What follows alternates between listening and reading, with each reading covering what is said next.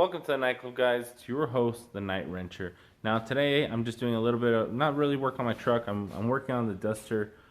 Suddenly I had this question burning in my mind, and I went online to look at it, and surprised that there was no information for the question that I had, and it was basically the relationship between the jetting and idle air bleeds. And the information that I had that I was able to surface was all these mathematical explanation for if you're a chemist or if you're a professional carb builder. I'm sure this is 100% normal, but it kind of dawned on me that a lot of these carburetor problems stem from people in the older generation keeping information away from everybody else. And the problem that I noticed was when I'm on a lot of carburetor forums, and I saw that some people were posting questions about tuning carburetors and what they could or couldn't do with their carburetor. I don't remember the specifics. This was after the fact, after they had all their problems taken care of and everything all was fine and dandy. Somebody at the very bottom of the comments replied. He replied that all of the people that commented above him were just basically throwing money away.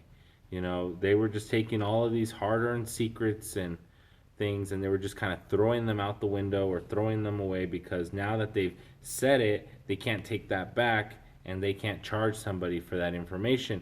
And it really dawned on me that that's a very old school way of doing things in terms of hoarding information when somebody desperately needs help in the world of in the modern age of technology, where maybe somebody that you know really, really well lives halfway across the country. You can't just hop on a plane, I'll rejet your engine for you. It doesn't work that way. And the more fuel injection gets mainstream, the more the Phytech systems, Sniper EFI systems, the better they get, the less people are going to be inclined to run carburetors, and they're going to start getting more and more and more unpopular as the EFI systems gain even more traction in the tuning scene. So boomers, or the boomer generation I should say, have this idea, and I'm sure it was true once upon a time, but it's not true anymore, that information that they hold is worth more if they sell it to you than if they just, openly tell you about how things work. And a lot of this seems to stem from the fact that back in the day, there was no internet. People weren't publishing magazine article after magazine article about tuning and stuff. It was a specific engine combination, and it ran a specific quarter mile time, and that's what you got to read. They told you the size of the carburetor, maybe even the brand. They didn't tell you the type of fuel bowls they were using, things like that. So they didn't tell you what type of boosters they were using, and there were just a lot of these things that were really kept hidden away from the public when carburetors were in their prime back in the 60s and 70s. And the more carburetors on V8s and modern cars started to get phased out, the less people retained the information. People passed away. People just kind of forgot about carburetors, maybe sold all of their overstock, and they just kind of gave up on the entire carburetor scene in general. And when I go online and I look for information, a lot of it isn't there. A lot of it is hidden within the pages and forums, because a lot of these posts where I'm finding very crucial information are dated back in 2002, 2004, 2001, the very, very beginning of the modern age of the internet. And all of these carburetor secrets that nobody wants to give out are very hard to come by for someone that's just trying to build something for themselves. Nobody's trying to take any kind of business away from anybody else, but I need to get my truck going, right? And no, there's no carburetor expert anywhere around me. Aside from hoarding information, a lot of the information that the old timers have, I noticed that a large majority of it is actually false information. I noticed that too many people think that they're like the gurus of the internet in terms of carburetors, and they'll just spit out information, and if it didn't work, you're probably just not doing it right, things like that. So on a lot of my videos, a lot of people are like, well, maybe you just don't know how to tune carburetors, maybe you don't know how to do this, maybe you don't know how to do that. And granted, I am not a carburetor expert. I haven't been doing this for 30 years, but the solutions that they throw out there or they try to give me are solutions either they're unrelated to the problem in terms of how a carburetor works, or they're just kind of blanket solutions that say, okay, if I say this, it'll kind of make me sound like I know what I'm talking about, but it really won't. Because the actual carburetor experts, they won't say anything. They're not going to tell you.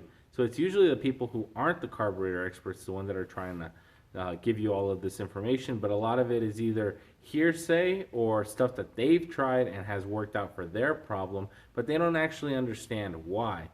So too many people hate electric fuel pumps on carburetor applications. Electric fuel pumps by far are the best modification you can do to a carbureted engine.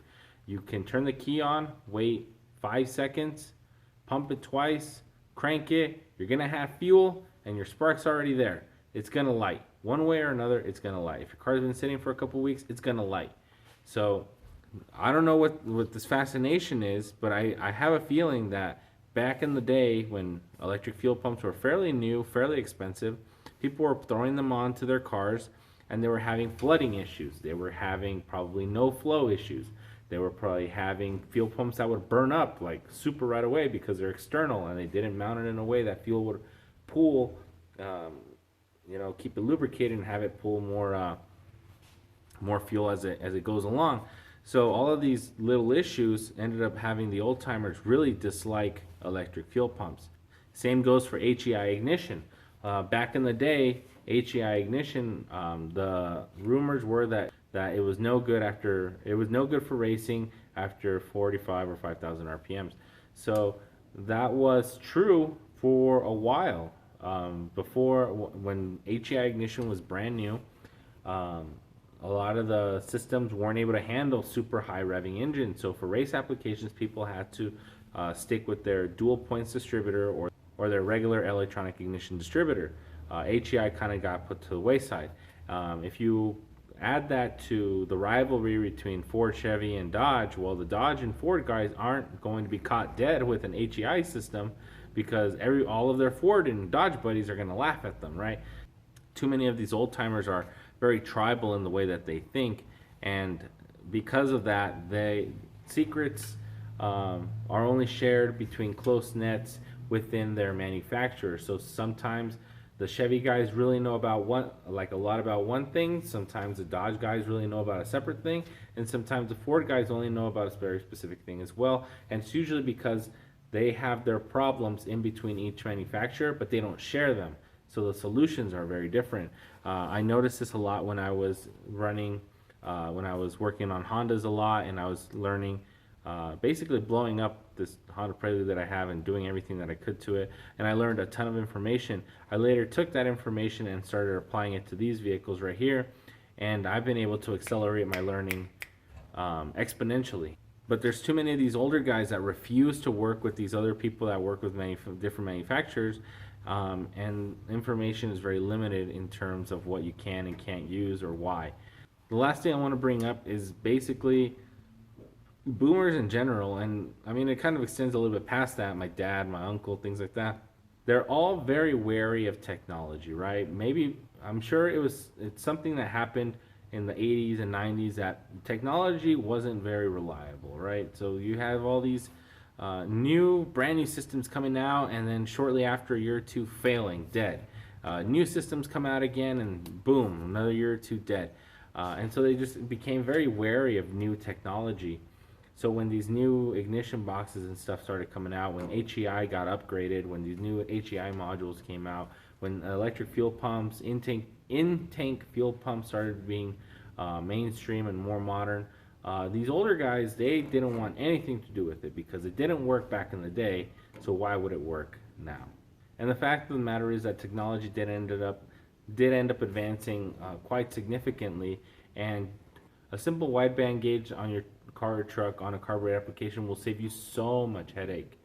You can take your stock carburetor and tune that thing as good as a brand new out of the box Holley or Edelbrock carburetor, except that this carburetor is now tuned to whatever you're already running on it.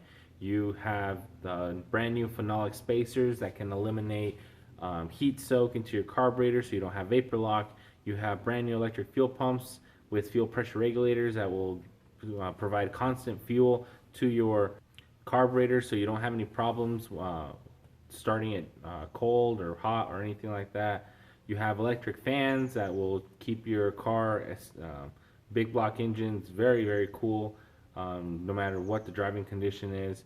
A lot of things like that, and so all of these older guys refuse to adapt that into their new into their old school vehicles, and that really hinders progress in terms of what they can run and why. And then all of this gets passed down to their kids, and their kids learn of that, and their kids learn of that, and then now we're in 2020, and very, very, very little, a very, very small amount of people really want to play with carburetors at all.